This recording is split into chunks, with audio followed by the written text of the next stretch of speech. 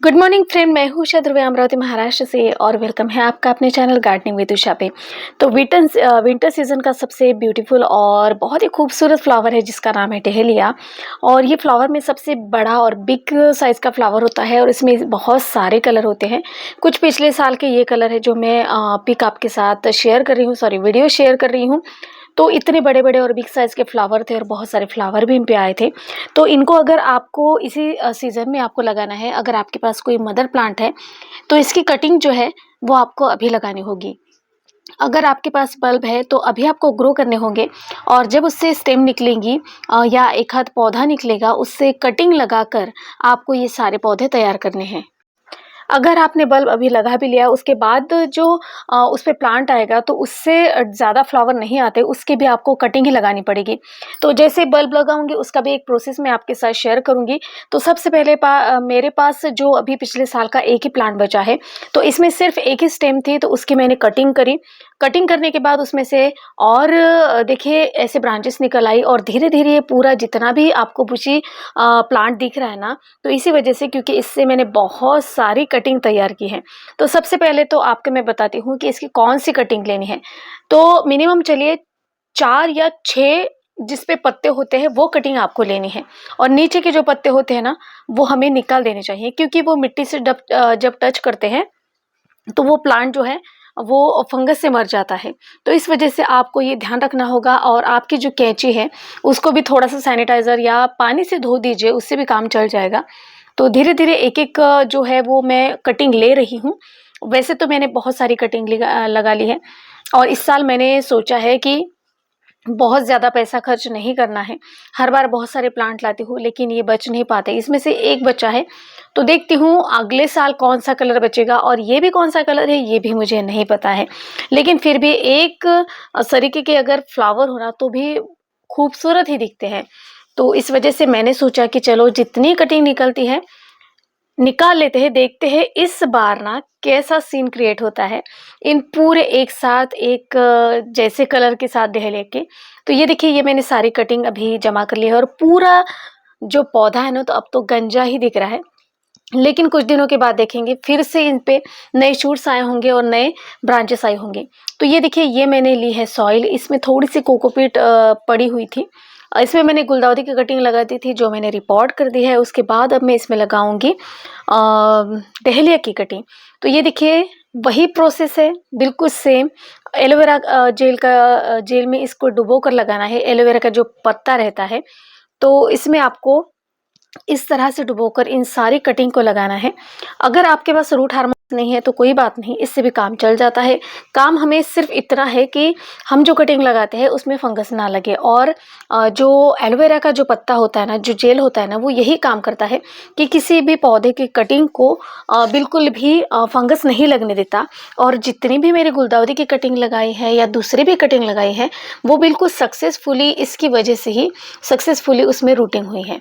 तो चलिए एक के बाद एक नया कुछ सीखने को मिलता है। और बहुत सालों से मैं तो रूटिंग हार्मोन यूज़ ही नहीं करती और आपने देखा होगा कि मैं जितनी भी कटिंग लगाती हूँ वो सारी 100% सक्सेसफुल हो जाती है।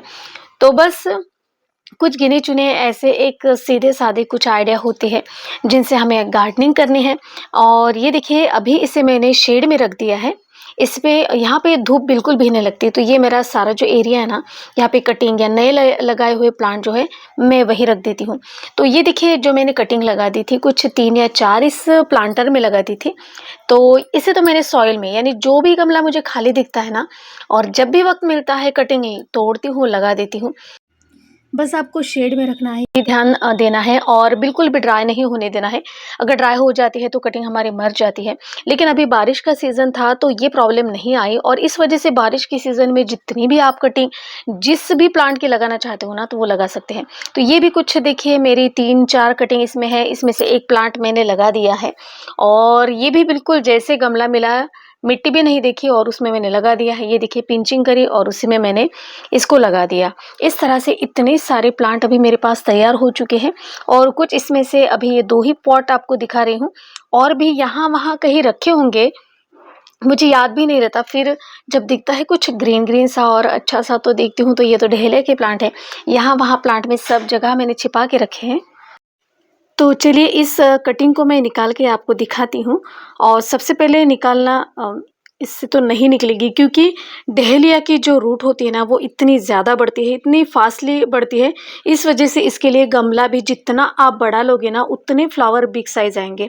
तो मुझे तो अभी कुछ मिला नहीं, तो बस इसी पेचकस ही कहते हैं ना इसे, तो इसी से निकाल लेती हूँ। थोड़ा-सा ढीला तो मिट्टी को बना लिया है, लेकिन वही ये पूरा पॉट निकालना पड़ेगा मुझे, नहीं तो ये प्लांट नहीं निकलेगा शायद, नहीं तो टूट जाएगा बीच में से। तो सोच रही हूँ इसको पूरा ही निकाल लेती हूँ, उसके बाद ही कुछ हो सकेगा, क्योंकि इसकी रूट ने तो बहुत ही जकड़ लिया है पूरी मिट्टी को, इस वजह से नहीं निकल पा रहा है। तो एक कोना आप जो पॉट का अगर कहीं पे मार देते हो ना तो बिल्कुल ईज़िली ये जो लगाई हुई है ना, देखिए इसमें रूट कितनी सारी निकली हुई है। यानी इसकी जो जड़ें हैं ना वो बहुत पॉट के नीचे तक गई है, इस वजह से ये प्लांट जो है निकल नहीं रहा था। अगर इसे खींच के भी निकालूँगी ना तो ये इसे टूट जाएगा, इस वजह से। तो चलो मुझे तीनों प्लांट अभी लगा लेती हूँ। और वैसे तो जाना है स्कूल, इस वजह से मैं क्या करती हूँ रात में ही सारा जो सेटअप है ना वो तैयार कर लेती हूँ, प्लांट, मिट्टी बनी हुई सब। और उसके बाद बस जितना भी सुबह का वक्त मिलता है वीडियो शूट करती हूँ, और उसके बाद रात में आकर वीडियो जो है वो एडिटिंग करती हूँ। तो कुछ इस तरह से वक्त निकाल के सारा जो गार्डन का काम है वो तो होता ही रहता है। तो काम भी करना, वीडियो शूट भी करना, यानी बहुत, वीडियो शूट तो बिल्कुल 10 मिनट का होता है, लेकिन काम जो होता है ना कुछ 5-6 घंटे, कभी-कभी छुट्टियों के दिन तो सुबह से लेकर रात तक मैं काम करती हूँ। तो बहुत मज़ा आता है, लेकिन इन सब काम में बहुत अच्छा लगता है जब इन प्लांट को सभी को देखती हूँ।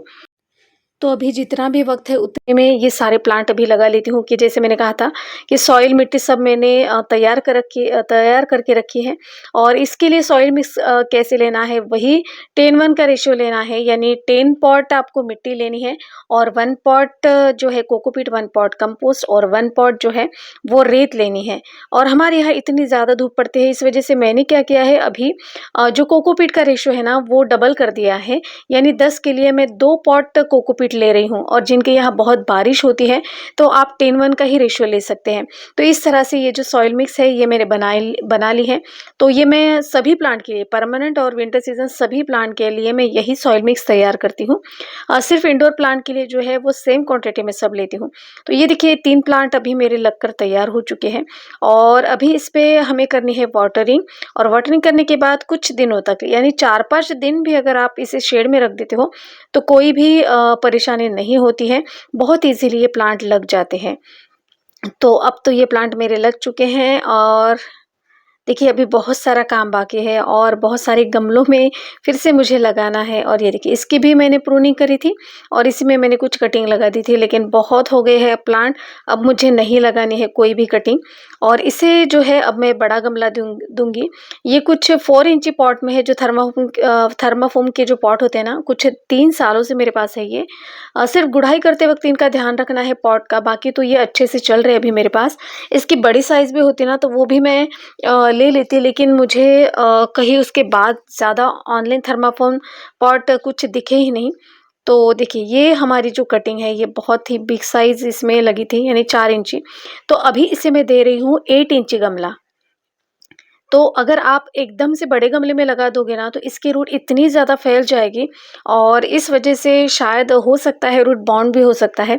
इस वजह से मैंने क्या करती हूँ, धीरे-धीरे हर जो पॉट रहती हूँ पहले एकदम छोटा-सा, उसके बाद कुछ 2 इंची, फिर 5 इंची, कुछ 6 इंची, और जिस तरह से प्लांट की ग्रोथ होती है ना उस तरीके से मैं प्लांट के जो पॉट है वो चेंज करती रहती हूँ। एकदम से जैसे मैंने कहा कि आपको इसे 10 इंची पॉट में लगाना है, और कोई भी छोटा-सा प्लांट हो, और अगर आप वो 10 इंची पॉट में लगा देते हो डायरेक्टली, तो वो बिल्कुल भी सर्वाइव नहीं करेगा।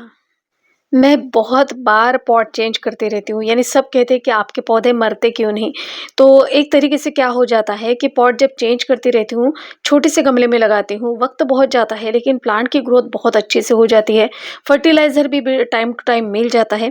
इस वजह से आपको भी बिल्कुल सबसे पहले कोई भी प्लांट हो ना, वो छोटे प्लांटर में लगाना है, और बाद में आप इसे फिर बड़े प्लांट यानी उसके रिक्वायरमेंट के हिसाब से आप इसे प्लांट दे सकते हो। तो यहाँ से देखिए हमारी मिट्टी जो है इतनी वेल ड्रेन हो चुकी है, इसमें पानी डालते ही देखिए नीचे से ड्रेन हो गया है। तो कुछ इसी तरह से सभी प्लांट के लिए मिट्टी होना, तो बारिश में भी आपको पॉट चेंज करने की या प्लांट को रिपॉट करने की ज़रूरत नहीं होती है, क्योंकि ये बारिश में भी प्लांट ईज़िली इससे पानी निकल जाता है। तो फ्रेंड्स, आज का ये वीडियो आपको कैसा लगा प्लीज़ मुझे कमेंट्स कीजिएगा। वीडियो अगर अच्छी लगती है तो प्लीज़ मेरे चैनल को लाइक और सब्सक्राइब ज़रूर कीजिएगा। फिर मिलती हूँ नई वीडियो के साथ, तब तक के लिए bye bye. Happy gardening, stay safe.